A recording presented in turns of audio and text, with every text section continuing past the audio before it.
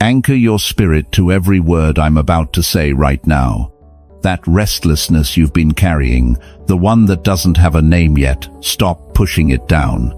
The enemy is working overtime today for one reason, and one reason only. He has seen the assignment that heaven just stamped with your name on it. It all shifts in the next 24 hours. The invisibility, the waiting, the feeling that you've been overlooked by everyone who should have seen you by now. But understand this, and understand it clearly, it is not ending because of chance. It is ending because of what you have done in the hidden place. Think back to that moment this week when you kept going when no one was watching. When you honored something no one would have noticed if you had abandoned it. When you did the right thing in a room where the only witness was God. You didn't know it then, but that quiet faithfulness was a signal flare shot straight into heaven. That moment of unseen obedience was the moment they began building security around your next chapter. You didn't delay your destiny, you qualified for it. Heaven blocked everything competing for your attention today just to deliver this verdict to you directly. So settle your spirit, because I'm about to read the decree that explains the weight you've been carrying. You did not find this message by accident. The algorithm did not bring you here. The Most High did. This is a divine appointment written into the calendar of eternity before your name was ever spoken on this earth. You are not stumbling forward. You are being escorted. Stay until the very last second of this message, because in the next few minutes, I'm going to hand you the prophetic verdict that explains why your profile has been escalating in the spirit realm. I'm going to walk you through the exact transition happening around your life right now, so you can see the protection being assembled and understand why the enemy has suddenly gone quiet.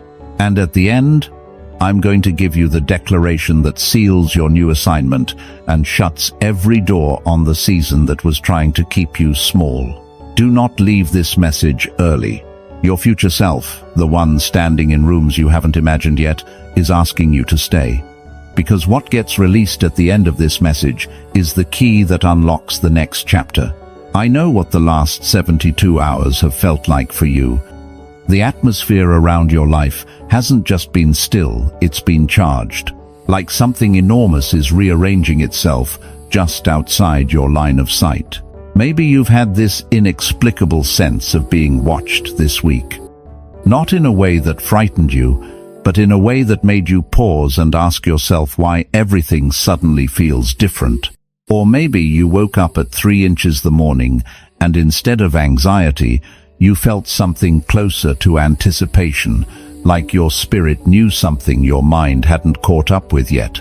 Or perhaps you've noticed that certain people have started treating you differently, more carefully, like they sense something shifting around you that they cannot explain and will not admit. You feel it too. Something is different. You are being repositioned. And in the middle of this repositioning, the enemy has started whispering a very specific lie into the silence. Listen carefully to your own thoughts this week. He's been telling you that the reason things feel quiet is because you've been passed over. He's been replaying every moment you weren't chosen, every room you weren't invited into, every opportunity that seemed to go to someone less prepared than you. That colleague who got the recognition, that person who seemed to move forward while you stayed still. That moment when you poured everything into something and received nothing visible in return. The accuser is telling you that the quiet means rejection. He's telling you that God's silence in this season is evidence that your moment already came and you missed it. He wants you to believe that the protection being built around your life is actually a wall keeping blessing out, not a perimeter being established before your expansion. But I need you to hear what the scripture actually says about this moment.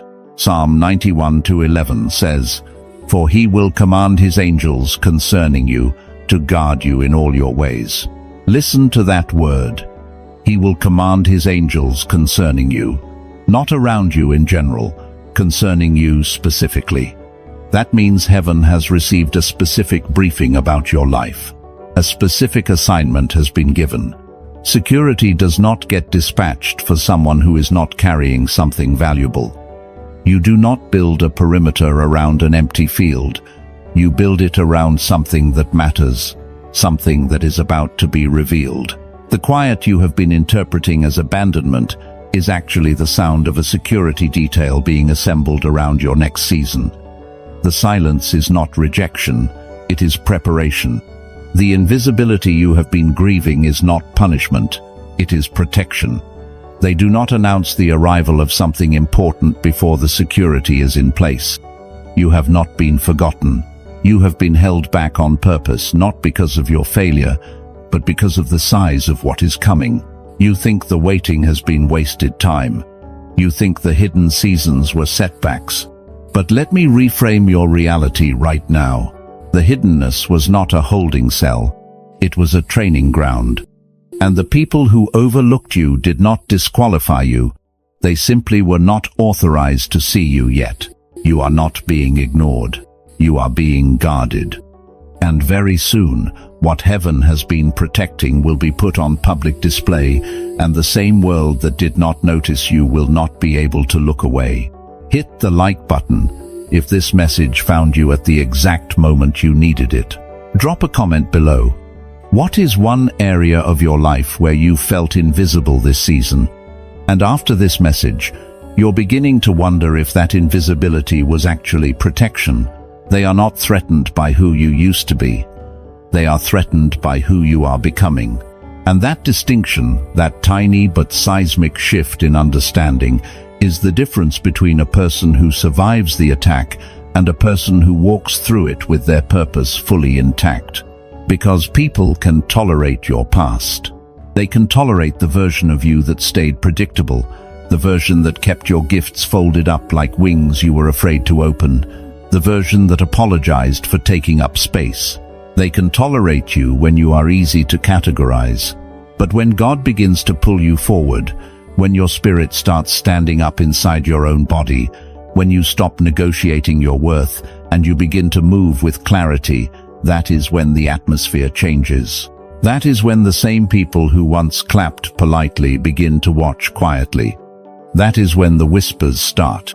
Not because you became evil, not because you became arrogant, not because you became too much, but because you became aligned. And alignment is disruptive to anything built on control, manipulation, or spiritual complacency. The moment you begin becoming who heaven intended, you become a mirror. And many people do not hate you. They hate what your obedience reveals in them. Your growth makes their stagnation loud. Your courage makes their fear visible. Your healing exposes their preference for wounds they can predict. So the pushback is not always about what you did. Many times it is about what you are about to do. It is not always about your history. It is often about your trajectory, and that is why this is spiritual. It is why it feels irrational. It is why doors close that should have stayed open. It is why favor shifts. It is why even your own mind sometimes becomes unfamiliar terrain. Because becoming is a holy disturbance. Becoming is the shaking of everything that cannot go with you. Becoming is the sound of chains realizing they are about to lose their grip. Most people, when the opposition comes, when the doors suddenly close, when the relationships start to feel strange, when the very ground beneath them begins to shift, most people turn inward and ask, "What did I do wrong?" They assume the resistance is a verdict. They treat the warfare like a warning. They scan their recent steps like a courtroom transcript, searching for the moment they messed up, the sentence they spoke wrong, the day they failed to pray hard enough. They start rewriting the story as if the discomfort is evidence that God is displeased. But what if the pressure you are feeling right now is not punishment? What if it is confirmation? What if the very friction you are experiencing is not God rejecting you, but God proving that you are moving? Because only something in motion meets resistance. Only a door you are actually approaching can be slammed in your face. Only a light that is brightening attracts the attention of darkness. Scripture has always been honest about this. Do not be surprised at the fiery trial when it comes upon you to test you, as though something strange were happening to you. The Bible does not say trials mean you're cursed. It says trials can be the proving ground. James wrote that the testing of your faith produces perseverance, and perseverance must finish its work, so you may be mature and complete, lacking nothing. That means some of what you are calling attack is actually development. Some of what you are calling delay is actually training. Some of what you are calling rejection is protection in disguise. And what if the reason they are moving against you is because something in the unseen realm already knows what you have not yet fully believed about yourself? What if the resistance is not responding to your current level, but to your next level? What if hell is reacting early because heaven has already spoken? What if the warfare is happening because the oil is on you, and oil always makes you visible in a room full of dry religion and dry ambition? What if the enemy's urgency is because your yes is closer than you think? There are seasons when the opposition seems excessive compared to what you have outwardly done, and that is because the opposition is not measuring your activity. It is measuring your authority. It is not responding to your resume. It is responding to your destiny. It is why Joseph could be hated while still a teenager, before he ever ruled anything. It is why the brothers could feel threatened by a dream. Nothing had happened yet except a glimpse. But a glimpse is enough to provoke insecurity. A glimpse is enough to activate envy. A glimpse is enough to trigger a system that survives by keeping you small. And when you're chosen, even your potential carries weight in the spirit. Some messages don't just inform, they activate. If something stirred deep in your spirit just now, you may be ready to receive the Chosen One's blueprint. This sacred guide reveals the 8 divine patterns behind your calling, your suffering, and your destiny. It also comes with the full audiobook, so you can absorb it during prayer, rest, or quiet moments with God.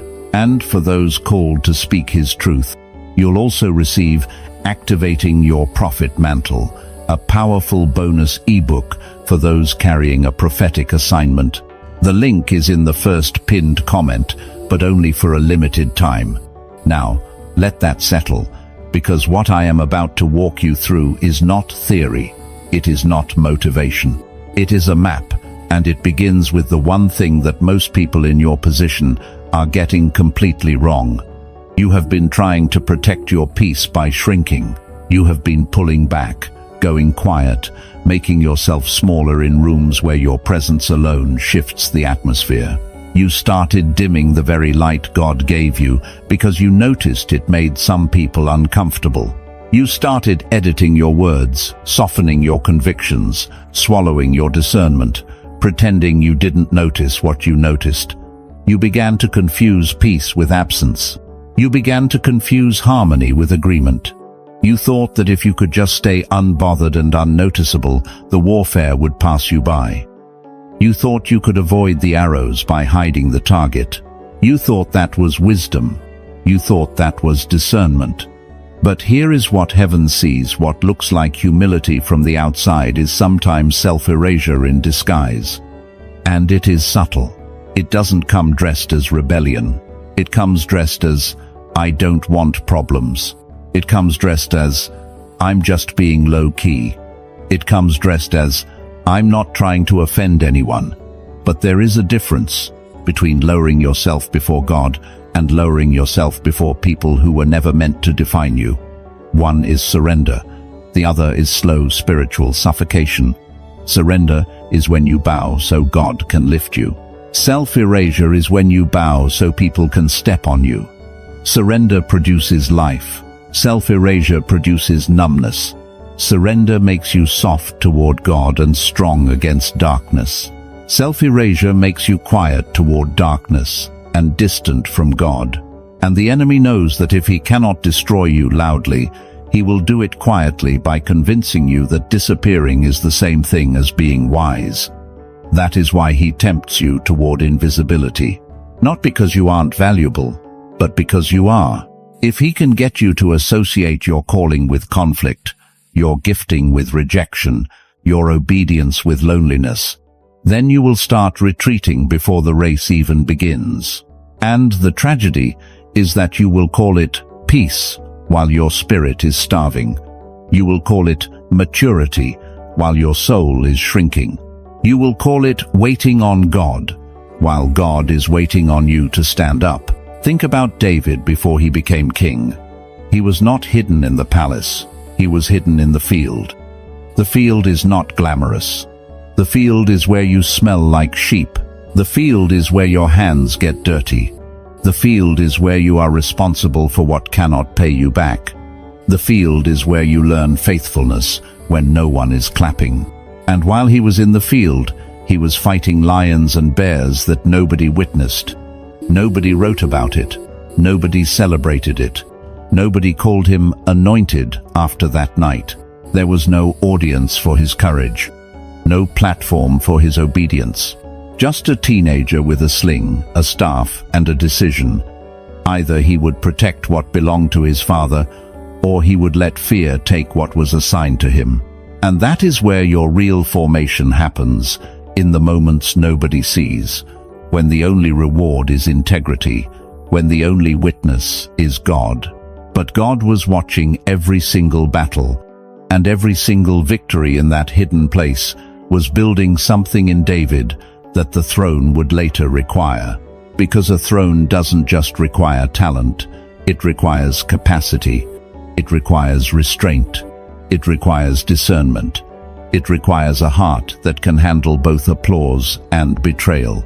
It requires a spirit that can be surrounded by influence and still stay surrendered. And the field builds that. The hidden place builds that. Your obscurity is not your obstacle. It is your preparation ground. The battles no one sees are producing the character that public destiny demands. And you need to know this. The lion you're fighting privately is not random. The bear you're wrestling in secret is not pointless. Those are training partners. Those are weight sets. Those are the resistance bands of your destiny.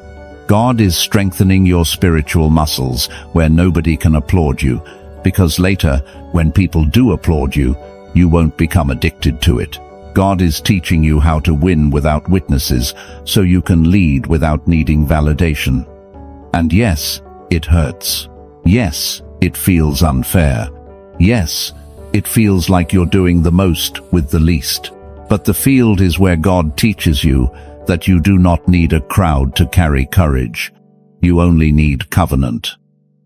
But here is where it goes deeper, and this is the part most people miss entirely. David did not just survive the wilderness, he worshipped through it. That matters.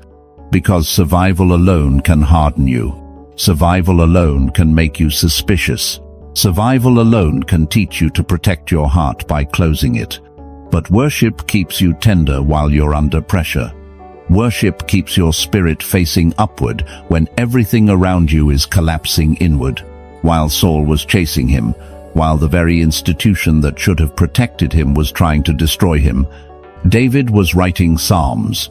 He was taking his fear and turning it into prayer.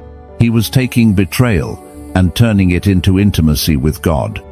He was taking the ache of being misunderstood and turning it into language that generations would later sing. That is not denial. That is transmutation. That is alchemy of the spirit, taking pain and turning it into praise, not because the pain is good, but because God is still God in the pain. He was converting his suffering into sacred expression. And that act, the act of turning pain into purpose in real time, is precisely what kept him from becoming bitter. Because bitterness is not just anger. Bitterness is a narrative. It is the story you start telling yourself where God is always late, people are always dangerous, and love is always a trap. Bitterness makes you interpret everything through the lens of offense. And for chosen people, bitterness is lethal. Not because it means you're bad, but because it dulls your discernment. It contaminates your compassion. It makes you react instead of respond. It makes you punish the present, for what happened in the past. Bitterness is the one thing that can disqualify a chosen person, not because God removes the calling, but because the called person removes themselves from it by closing their heart. God does not revoke the gift, but you can refuse the process. You can keep the title and lose the tenderness. You can keep the platform and lose the purity. And David, even with his flaws, had something the enemy could not easily corrupt: a heart that stayed open toward God. Create in me a clean heart, O God, and renew a right spirit within me. That is a man who refuses to let the wilderness make him wicked. That is a man who refuses to let pursuit turn him into a predator. And that is the invitation for you too. Do not let what hurt you decide who you become. Let God decide. And what is coming next will likely surprise you, because it always does at this point in the journey. There is a wound that has not fully healed. You know the one. It's the thing you almost never bring up, because you don't want to reopen it. It's the moment you replay when you're alone. Not because you want to, but because it still has a hook in your nervous system. It's the betrayal that made you question your discernment. It's the abandonment that made you question your worth. It's the rejection that made you think love must be earned. It's the season you can describe factually without crying, but your body still remembers. You have prayed over it, spoken faith over it, declared breakthrough over it, and yet, in certain quiet moments, when the room is still and no one is watching, it still throbs. And you have told yourself that it does not affect you anymore. But it does. Not because you are weak, because it was never properly named. And what you do not name, you cannot truly surrender. What you do not acknowledge, you cannot fully heal. Healing does not begin with moving forward. It begins with turning around, looking directly at what happened, and calling it exactly what it was. Not in bitterness, not in blame, but in the kind of ruthless spiritual honesty that says that was real, that left a mark, and I am no longer going to pretend it did not shape the way I move through the world, because pretending doesn't protect you, it only postpones you. And delayed healing does not disappear. It leaks. It leaks into your tone. It leaks into your decisions. It leaks into your relationships. It leaks into your theology. Unhealed wounds make you interpret God through the face of the person who hurt you. They make you flinch when blessing approaches. They make you suspicious of kindness. They make you hear correction as rejection. And that is why the Holy Spirit keeps circling back to that place, not to shame you, but to free you. The Lord is close to the brokenhearted, Scripture says, and He saves those who are crushed in spirit. That means God is not intimidated by your ache. He is not offended by your tears. He is not asking you to perform strength. He is inviting you into truth, because truth is the doorway to freedom. Jacob wrestled with the angel through the night, and the text says, the angel struck him in the hip in his strength, in his stride, in the very thing he walked on. That is not accidental detail. God touched the place that carried Jacob forward. God marked his movement, and Jacob limped for the rest of his life. But he also walked away with a new name. He went in as Jacob Heel Grabber, striving, surviving, manipulating outcomes because he didn't trust provision. He came out as Israel, one who wrestles with God, one marked by encounter, one transformed by contact with the divine. That limp was not a flaw. That limp was proof of the encounter. Some of what you have been ashamed of, some of what you have been hiding about your story, is not your weakness, it is your evidence. It is the mark of a person who engaged with God at the deepest level and refused to let go. You have been embarrassed by the limp because you thought it meant you were damaged. But in the spirit, the limp can be a certificate. It can be the sign that you have wrestled for your blessing. The limp can mean you stopped pretending you were self-made. The limp can mean you encountered God in a way that rearranged you. And yes, it changes how you walk. You don't run the same after grief. You don't trust the same after betrayal. You don't speak the same after the wilderness. But a holy limp can make you more compassionate, more discerning, more dependent on God, less impressed with image, and more committed to substance. Stay with me, because what is coming next is the part that actually breaks the cycle, and most people abandon the process right before they get there. Because right before breakthrough, it often feels like exposure. It often feels like weakness. It often feels like you're unraveling instead of rising. But unraveling is sometimes the mercy of God. It is the removal of what cannot sustain you in the next season. Once you stop hiding the wound and start letting it speak, not to people who cannot hold it, but to the God who already sees it, something in you begins to realign. Not overnight, not always dramatically, but unmistakably. The posture changes, the prayer changes. Your prayers stop being a performance and start being a conversation. You stop decorating your pain with religious language, and you start bringing God the real thing. You stop saying, "I'm fine, Lord," when you're not. You stop pretending you're over it when you're still bleeding. And the moment you do that, you make room for God to do what only God can do. Heal beneath the surface, not just manage symptoms. You stop asking to be rescued, and you start asking to be equipped. That is the shift. That is the moment when you go from someone waiting on God to someone partnering with God. You stop waiting for God to remove the obstacle, and you ask God to increase your capacity. You stop praying, "Take this away," and you begin praying, "Teach my hands to war. Teach my heart to stay clean. Teach my